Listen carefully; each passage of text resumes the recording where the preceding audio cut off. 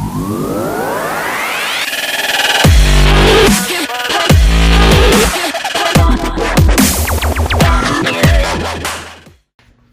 going on, guys? It's your favorite duo back together, Chloe and Victor. Here to give you your Tuesday workout. We're going to start off with a nice little warm-up for quality, 3 to 4 rounds. We're going to do 10 push-up tees. So for the push-up tee, it's going to be a push-up with a shoulder tap. So you're going to push up with a shoulder tap. Oh.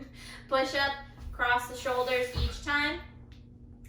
And today we're going to be touching opposite shoulder as hand. So 10 of those. If you need to do them on your knees, you can do them on your knees. 6 inchworms. So for this inchworm, your feet are going to be just underneath your hips. We're going to try to keep the legs nice and straight. Walk the hands out till you get into a plank. No push-up for these.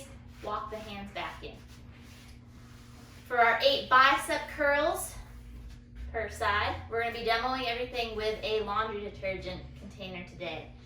Just to show you that these things can be done with odd objects. So give me 8 bicep curls. Notice his palm is facing out. We're going to curl that jug right up to the chest, and 8 per side. How those feel? Great. A note on our laundry detergent containers. These, as well as if you have a cat litter container, those can both be filled up pretty tight with sand, water, anything that you have available to make them a bit heavier. It's definitely going to make it more challenging. So that's an option for you if you want to try out something and you don't have dumbbells and kettlebells.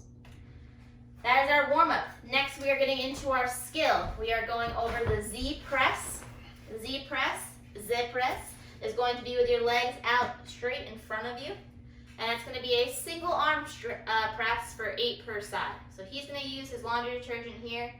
Once again, something you can do if the weight is not super heavy, take the tempo nice and slow on the way down. So give me like 3 seconds on the way down. So especially with that odd object where the weight might not be distributed as evenly, it's going to increase the challenge, increase how challenging it is, make it a little bit harder. And that's that. 4 sets of 8 per side. Anything on the Z press? No, love them. Great accessory work for the core and the pressing overhead. Yeah, really good for the shoulders. So add them in even after this. Our workout of the day is going to be 4 rounds, 1 minute at each station. We're going to be doing 1 minute of burpees, everybody's favorite. 1 minute of kettlebell swings, 1 minute of dumbbell snatches. Victor wanted to do an extra burpee here today. So for the burpees, standard burpees, chest to the floor, jumping the feet back in, jump up, arms overhead. Now, I know there are a few of you that do not have an apartment where it's nice to be jumping on the floor because of your neighbors. So if that's the case, you can just step them out. So show them an option, step your feet back, nice and quiet as a mouse. And you do not have to jump at the top, you can just bring your arms up overhead. If the slowing of them down makes it a little bit easy for you, take just like a stair or something, step on top of it instead of your jump, make it a little bit harder, get that heart rate up a little bit more.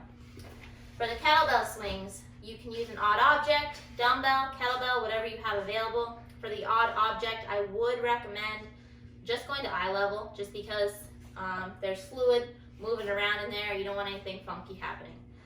If the weight is pretty light, we can do them single arm, make it a bit challenging. So still hinging at the hip, we're still just going to eye level, but now we're just going to use one arm, or we can double it up just like our traditional kettlebell swing. So definitely a few options there. We're making do with what we got right now, and these are just some ways that you can make things more challenging even if you don't have a lot available to you.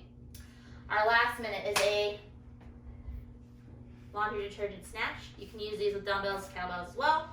We will start from the floor.